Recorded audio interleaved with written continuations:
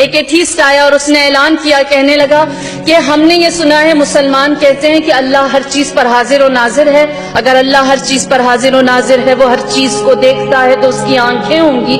اگر اس کی آنکھیں ہیں تو اس کا چہرہ ہوگا، اور اگر اس کا چہرہ ہے تو اس چہرے کی کوئی سمت یا کوئی ڈائریکشن ہوگی، اور اگر اس کی کوئی ڈائریکشن ہے تو وہ ایک جانب دیکھتا ہوگا. اور جب وہ ایک جانب ان کا معبود دیکھتا ہے یا ان کا رب دیکھتا ہے تو دوسری جانب وہ کیسے دیکھتا ہے؟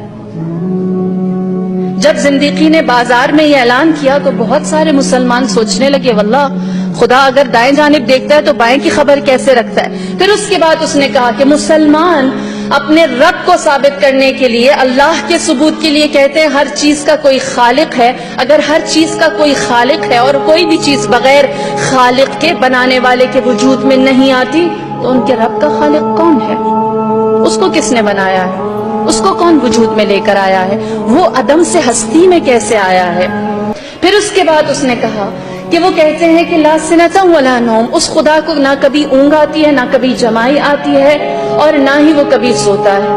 اگر وہ ہر وقت جاگ رہا ہے تو کیا کوئی مسلمان مجھے بتائے گا اس وقت ان کا معبود، ان کا رب کیا کر رہا ہے؟ کہتے ہیں بازار بغداد تھا اور ایک ایتھیسٹ تھا، ایک ایسا شخص تھا جو کسی رب کو، کسی دین کو نہیں مانتا تھا. جب اس نے یہ 3 سوال کیے، ہر جگہ خاموشی ہو گئی. امام جعفر صادق علیہ الصلوۃ والسلام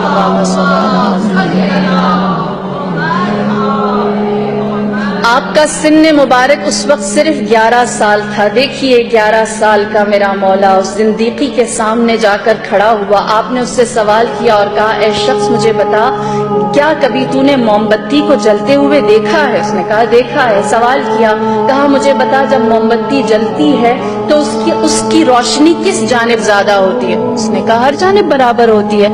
فرمایا فَأَيْنَمَا تَوَلُّوا فَثَمَّ وَجْهُ اللَّهِ، جس جانب بھی رخ کرو ہر جانب چہرہ الہی ہے. اللہ نور السماوات والارض، اللہ زمین اور آسمان کا نور ہے، وہ ہمیں ہما جانب دیکھ سکتا ہے. پھر اس کے بعد کہا، اے زندیقی کیا تجھے 10 تک گنتی آتی ہے؟ اس نے 10 تک گنتی سنائی. جب اس نے 10 تک گنتی سنا لی تو کہا اب بیکورڈ اس کو سناؤ، الٹی گنتی سناؤ. اس نے الٹی گنتی سنائی کہ 10 9 8 7 6 5 4 3 2 1. پھر امام نے کہا مجھے بتا اب تو نے الٹی گنتی جو سنائی ہے، ایک کے بعد کیا آتا ہے؟ اس نے کہا ایک کے بعد کچھ بھی نہیں آتا، سب کچھ ایک سے شروع ہوتا ہے، ایک سے پہلے کچھ نہیں ہے. فرمایا اسی طرح وہ خالق ہے، کل شیء ہے، وہ اول ہے، وہ ابتدا ہے، اس سے پہلے کچھ بھی نہیں ہے. جب عدد کے اندر، جب نمبرز کے اندر تم اس فارمولا کو مانتے ہو کہ ایک سے پہلے کچھ نہیں ہے، تو کونین کے اندر، 2 جہان کے اندر یہ بات ماننا تمہیں کیوں مشکل لگتا ہے کہ اس ایک سے پہلے کچھ بھی نہیں ہے؟ اس سے پہلے اگر کچھ ہے تو صفر، زیرو، ہستی، عدم، ہیچ، وہی ہے جو ہر چیز کی ابتدا کرنے والا ہے. پھر امام نے فرمایا تو جاننا چاہتا ہے کہ اس وقت میرا رب کیا کر رہا ہے؟